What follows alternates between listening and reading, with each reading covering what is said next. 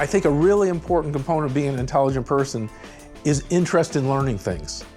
And that's something you've always had. Yeah, staying interested and wanting to educate yourself and learn new things is really been a big part of my life. But the problem is that once I get into something, I really get into it. You know, like if I start like a video game, I have to set a timer because I'll play the video game all day. You know what I mean? Right now in my life, it's like I just want to be balanced and try to live a balanced life, but that takes some discipline. You know, like I go golf, like, you know, if I start golfing, I'll purposely take days off, you know, because I don't want to go. Well, of course, when you started golfing the last time, you got up at 6:30 every morning for an entire year. Well, that's because the first year in the golf course, I lost $1.5 million.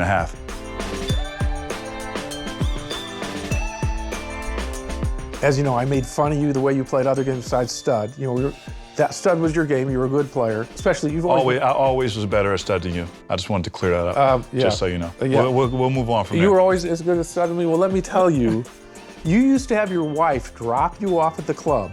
You know why you used to have her drop you off at the club?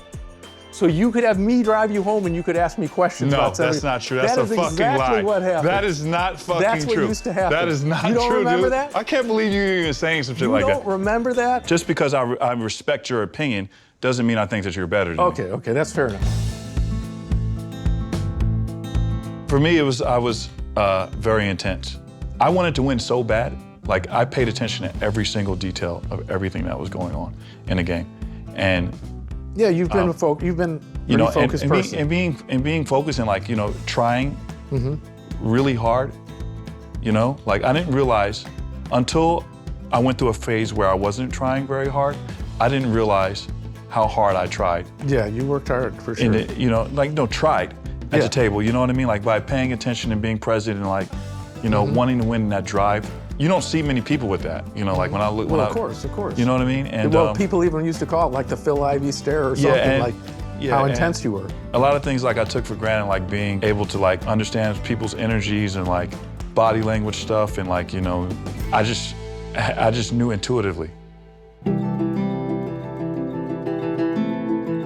Pretty much anything you decided you were going to be good at, you did get good at. Your dad's side of the family, your dad was a boxer. And so you had that never back down toughness in you. But on the other side, your grandfather, Bud, a very accomplished person. Yeah, he was the president of the NAACP in Union County. And he was the first black police officer. Right. He was on the lottery commission. So the way I always look at you when I think of it is you had the toughness from your dad's side and the compassion, the ability to understand people from your mom's side through your grandfather, that I saw through your grandfather. That made you kind of a perfect person to be a good poker player. You know, my father used to say, don't piss in my face and tell me it's raining. So like he had a kind of a good read on, like, you know, he knew when I was lying to him and stuff like that. So maybe it comes from my father. I still always give your grandfather credit too, because he just had a feel for people.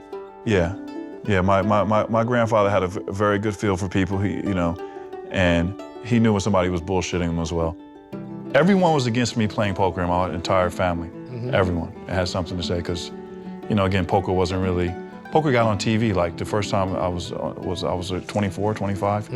I mean, it was on TV like in stints, but like, well, of course, it was worse for me when I was young. Yeah, it didn't really get, you know, seriously put on TV. So they were really, you know, against me playing. And you know, everybody has something to say. The only one who was for me playing was my grandfather, because he was smart enough to know, and he would say this, he would say, I know that if I told you not to do it, it'd make you even want to do it even more. So I'm just gonna go ahead and support it, you know? So yeah, you know, he was the only one, but that actually worked out for me, because the more people told me I couldn't do it, the more I just wanted to prove them wrong. It was almost like I had to do it.